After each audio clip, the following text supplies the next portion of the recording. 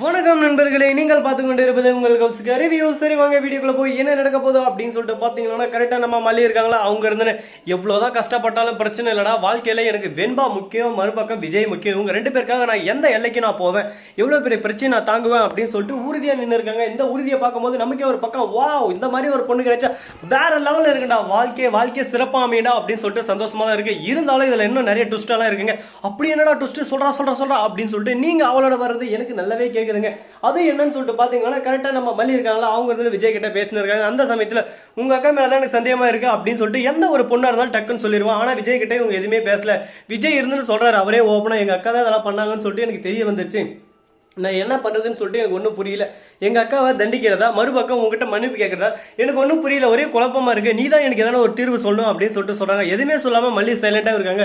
ஏன்னா எனக்கு எங்க அக்காவும் முக்கியம், உனக்கு எந்த ஒரு என்ன ஆவலம் இல்லை, அது வரைக்கும் சந்தோஷம் அப்படின்ற மாதிரி பேசிட்டாரு. ஒரு வார்த்தை தெரியாம உடனே நம்ம மல்லி இருந்தாரு, நீங்களும் வேணாம் அப்படின்னு சொல்லிட்டு தூக்கி போட இது பண்ணிடுறாரு. உடனே விஜய் கோவத்துல அடிக்க வந்துடுறாரு. நான் என்ன பேசணும்னு சொல்லிட்டு இப்ப கோவப்படுறேன் அப்படின்னு சொல்லிட்டு ஒரு நிமிஷம் ஒரு செகண்ட் என்னை பத்தி யோசிச்சிங்களா? என்ன வேணா ஆயின் போறோம், அவன் யாரோ ஒருத்தி தானே அப்படின்ற மாதிரி தானே என்னை கண்டுக்காம விட்டீங்க. என்னோட அம்மா, அதாவது என்னோட பெரிய அம்மா அன்னபூர்ணியம்மா எனக்காக அங்க இங்கன்னு சொல்லிட்டு அலைச்சலா ஓடி ஆடி எனக்காக ஏதோ ஒரு எவிடன்ஸை கலெக்ட் பண்ணி எட்டினது என்னை வெளியே எடுத்தாங்க. ஆனா நீங்க ஒரு முயற்சி ஒண்ணுனா பண்ணீங்களா?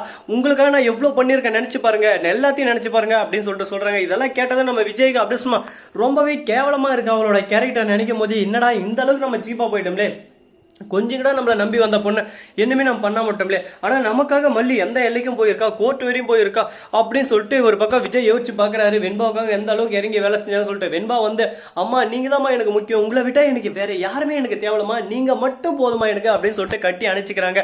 அந்த ஒரு தருணம் அப்படி சும்மா மல்லிக்கு 1000 பட்டாம்பூச்சி மனசுக்குள்ள பறக்குதுங்க. 100 பேர் இப்போ வந்தாலும் எல்லாரும் அப்படி சும்மா அடிச்சு ஓட அந்த அளவுக்கு தெம்பு வந்துச்சுடா அப்படின்னு சொல்லிட்டு மல்லி மனசுக்குள்ள ஒரு எண்ணம் இருக்கு. ஏன்னா அந்த அளவுக்கு அம்மான்ற ஒரு ஸ்தானம் வந்து அந்த அளவுக்கு ஒரு பாசத்தையும் ஒரு ஈர்ப்பையும் தந்திருக்கு. அதுதான் நம்ம மல்லிக்கு இப்ப சந்தோஷமா இருக்கு. நம்ம விஜய் வந்து சைலண்டா அந்த இடத்துல இருந்து போயிடுறாரு.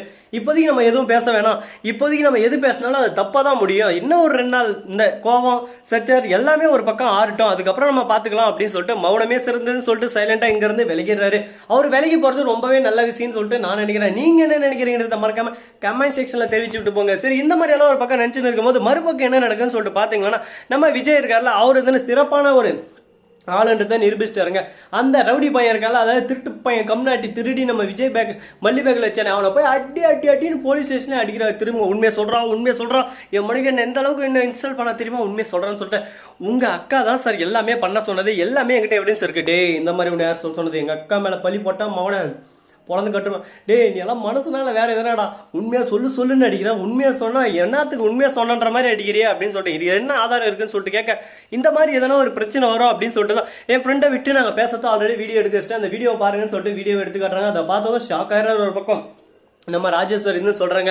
கரெக்டா மல்லி பேக்ல அந்த சிலையை எடுத்து அப்புறம் போலீஸ் ஸ்டேஷன் போவோம், அப்படியே ஜெயிலுக்கு போயிடும். அப்படியே அவரோட சொல்லி முடிஞ்சிடும். என் தம்பி அவளை ஒரு அடியே வெறுத்து ஒரிக்கிறோம். அதுக்கப்புறம் ரஞ்சிதத்தை கல்யாணம் பண்ணி ஒரு பக்கம் ஜம்முன்னு கும்முன்னு அப்படியே சும்மா விஜய் மசாலா இருக்குவேன் அப்படின்னு சொல்லிட்டு சொல்றாங்க. அது மட்டும் இல்லாம இவங்க இன்னொரு பிளான போட்டு வச்சிருந்ததும் இவருக்கு எப்படியே தெரிய வந்துருது. காத்து வாக்கில் அப்படியே சும்மா வந்துருது. இவர் கம்பெனி இருந்து ஒரு நியூஸ் வருது, உங்க அக்கா நேற்று வந்து சார், அவங்க வந்து ஏதோ ஒரு ஃபைல்ஸ் எல்லாம் எட்டுன்னு போனாங்க. அதுக்கப்புறம் தான் திடீர்னு மெயில் வந்துச்சு, இது எல்லாமே கேன்சல் ஆயிடுச்சு, இனிமே நீங்க கனடா இதுக்கு வர முடியாது அப்படின்னு சொல்லிட்டு, என்ன சொல்றீங்க அப்படின்ற மாதிரி ஷாக் ஆயிடுறாங்க ஒரு பக்கம். அப்படின்னா எல்லாத்துக்கும் காரணம் எங்க அக்காவா, என் உடன்பிறப்பே நீ தான் எல்லாத்துக்கும் காரணமா அப்படின்னு கேட்கும்போது ரொம்பவே மனசு கஷ்டமா இருக்கு. ஒரு பக்கம் கில்ட்டியா இருக்கு.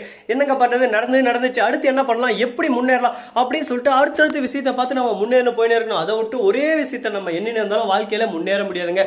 அப்படியே சும்மா தருத்தம் தலையை சுத்தி எப்படி சுத்தம், அந்த மாதிரி தான் நம்ம விஜய் தலையை சுத்தி தரித்திரம் சுத்தின்னு இருக்கு. அந்த தரித்திரம் யாரு, என்ன, எவரு, லொட்டு லொசுக்கு அப்படின்ற ஒவ்வொரு விஷயத்தையும் ஆராயும் போது நமக்கு ஒரு பக்கம் ஷாக்கிங்காகவும் இருக்கு, ஒரு பக்கம் அல்டிமேட்டாகவும் இருக்கு. இந்த மாதிரி எல்லாம் ஒரு பக்கம் பிரச்சனை போய் இருக்கும்போது மறுபக்கம் என்ன நடக்க போகுது, ஏது நடக்க போகுது அப்படின்னு சொல்லிட்டு பாத்தீங்களா? அதுக்கு முன்னாடி இந்த வீடியோ உங்களுக்கு பிடிச்சிருந்தா லைக் பண்ணுங்க, கமெண்ட் பண்ணுங்க, ஷேர் பண்ணுங்க, டிண்டிங் பெல்ல தட்டி விட்டு போங்க. அப்பதான் நான் போற அடுத்த வீடியோ உடனுக்குடன் ஒரு மிக்க நன்றி. தேங்க்ஸ் ஃபார் வாட்சிங்.